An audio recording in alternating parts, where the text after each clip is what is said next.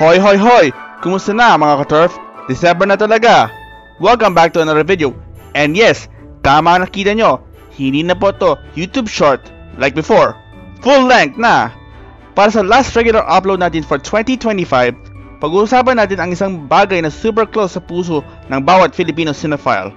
The Metro Manila Film Festival! Yup! MMFF's here na! And as always, ang lineup natin ay isang mix ng prestige, spectacle, at syempre, country controversial. 2 batches, 8 entries in total, at sobrang daming pag-uusapan. May mga names na paulit-ulit na nakikita, may mga big stars na gumagawa ng unexpected comeback, at may mga bagong magbubukas ng pinto sa industriya in ways na talagang may impact. Brief lang ha, ang batch 1, in a nutshell, ay parang mostly mga online gambling app endorsers. Samantalang ang batch 2 naman, parang mostly the recent celeb housemates from the bahay ni Kuya. Nakaka-curious lang, walang entry na Dabber Cats. At hindi ko naintindihan kung bakit hindi sila nag-submit this time. The 2023 absence was reasonable, but not this one. Sayang! Anyway, bato-bato sa langit ang tamaan, wala magagalit ha, opinion ko lang to. So, game na! Let's dive into my first impressions. Ready na ba kayo? Let's start here. Not because I'm surprised, but because alam na natin ang pattern. Star Cinema will always snag a first batch slot, lalo na kapag may vice ganda vehicle. Hindi ako fan, and honestly, this move is as predictable as it gets. Pero sige, let's lay it out. Vice Ganda and Nadine Lustre reunited a decade after Beauty na Bestie. For many, event film to. For me, expected. Pero kahit ganon, kita naman, ibang tono this time. Mas seryoso, mas hugot, mas may laman beyond the usual slapstick. Direct June Robles Lana is once again at the helm, so automatic may timpla ng humor, pain at polish, trademark kumbaga. Here, Meme Vice plays Twinkle de Guzman, a queer mom fighting for the legal adoption of her child. Smooth sailing sana until the biological mother, Mara, played by Nadine, walks back into the picture, dala-dala ang sariling history at heartbreak. Ayun na, the emotional push and pull, 2 mothers, 2 kinds of love, 1 child at the center. Classic conflict but with potential depth. Casting wise, solid naman kahit predictable ang packaging. Vice steps into the more vulnerable nurturing role, something na siguradong ibebenta as different pero hindi na nagbago sa marketing ng holiday films. Nadine brings back her quiet, elegant type of drama, consistent sa brand niyang understated but heavy. The ensemble is stacked. John Lapus, MC Moa, Iamina, Divine Tetlay, plus a cameo from Miss Universe Philippines 2024, Chelsea Manalo. May buzz din, thanks to received sculpture involving Shubi Etrata. Again, not shocking. Star Cinema plus Ideal First plus Viva Films producing this. That's 3 big players ensuring this lands as a crowd-pleasing, taquilla-oriented entry we all know what's meant to be. And sure, thematically it tackles chosen family, queer identity, and motherhood beyond biology. Themes na may resonance kahit package for mass appeal.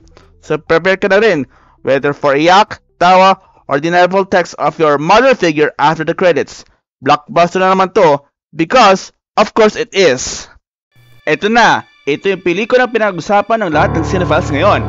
Manila's Finest, directed by Raymond Red, starring Papa P, set in Manila, 1969.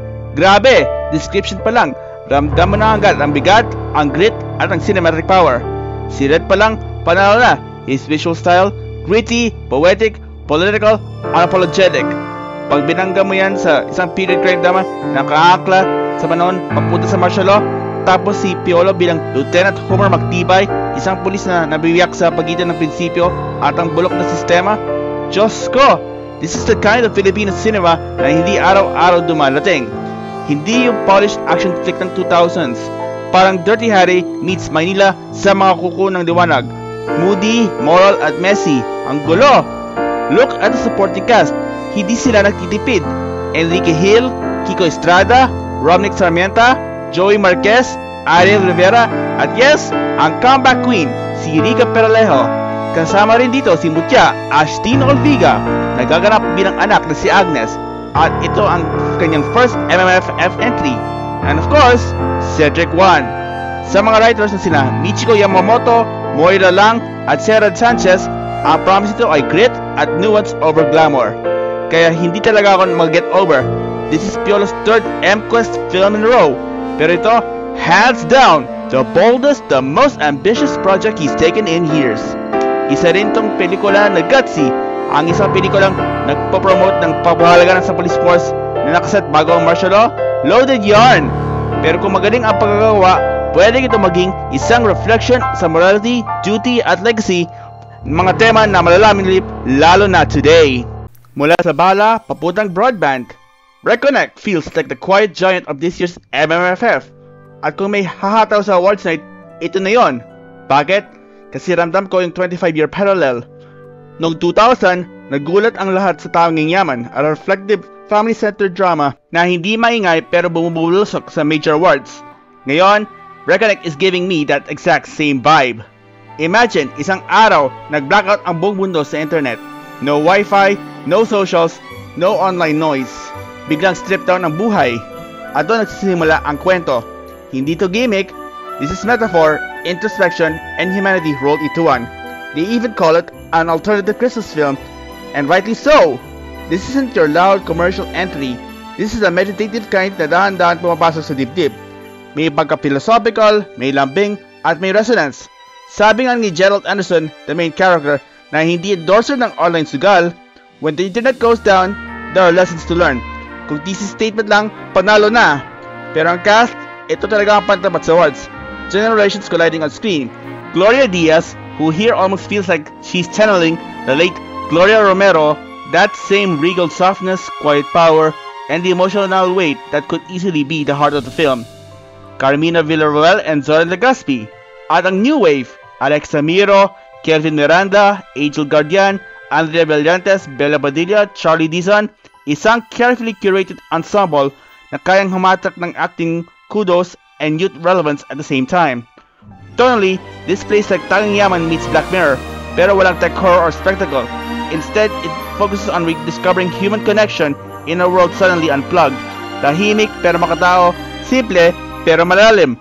Pasko na Pasko ang pakiramdam, in the vein of reflective family dramas that sweep awards nights. At oo, hindi ito yung tipong pelikulang sigaw ng sigaw para mapansin. Ito yung tipo na dahan-dahan sumasagi sa puso hanggang hindi mo na siya makalimutan. Wow, ayun na naman. The OG festival staple's back. Shake, Rattle, and Roll Evil Origins. I'm not a horror fan, so hindi ako ganun ka-invested. And knowing this franchise, hindi rin ako nagulat na kasama ko na sila ulit this year. Regal Films returning to SR for the first time since Mother Lily's passing has sentimental value for many. Sure, it's more of a figures they revive it now. At syempre, they went ambitious naman daw. 3 timelines, explosive concepts, the full package. Very on brand for SRR trying to level up every edition. Timeline 1, 1775, Spanish colonial horror.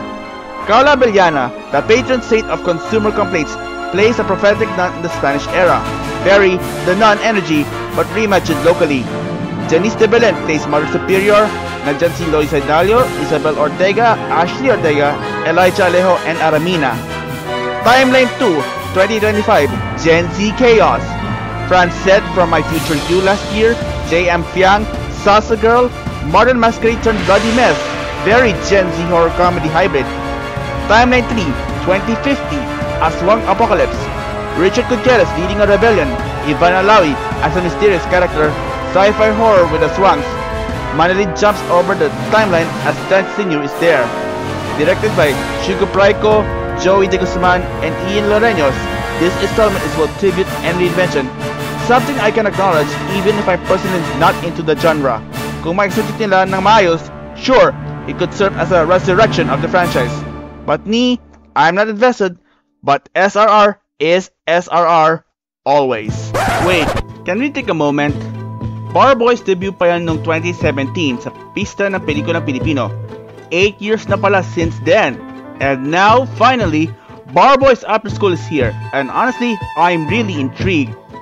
Still helmed by Kip Ebanda, this time co-written with Carlo Cato and Sig Dulay na may dalawang Best Picture level MMFF awards na before, but still robbed of their Best Director, the creative team alone already signals depth, craft, and something worth watching. And yes, the original Barkada's back, Rocco Nastino, Carlo Quino, Enzo Pineda, and Kian Cipriano. But this is just a continuation, it's a re-examination. It's the what happens next after the big dream. After you pass the bar, after you achieve the thing you thought you would define your life. Ano ang mangyayari when burnout creeps in? When do regrets start forming? When does purpose blur? Those are the questions I want to see unpacked. And this sequel looks grounded, mature, and emotionally honest while still keeping that humor and heart. And the new faces? Exciting lineup. Will Ashley, fresh from PBB, as Arvin Asuncion, curious how he'll blend with the established cast. Glyza De Castro as Jasmine Garcia, yes, Sagre Pirena herself. Sasa Girl, second time, as Trisha Perez, a trans law student inspired by real stories of discrimination and resilience. Clarice de Guzman as May Perez, the nation's mom, giving dramatic range. Emilio Daes as Ziggy Negardo, and Teresa Malvar as CJ David, reportedly inspired by a former vice president and now Naga City mayor. That alone, expect discussions, analysis, and think pieces. What I love about BBAS is that it isn't relying solely on nostalgia. It's expanding the world. It's going deeper from chasing dreams to living with the weight and meaning of those dreams. This feels like a genuine must-watch. Alright guys, I'm Perfect was shaping up to be the emotional core of this year's festival. Sa direksyon pa naman ni Sigrid Andre Bernardo and produced by Nathan Studios. And at first, talagang excited ako. Then ayun na nga,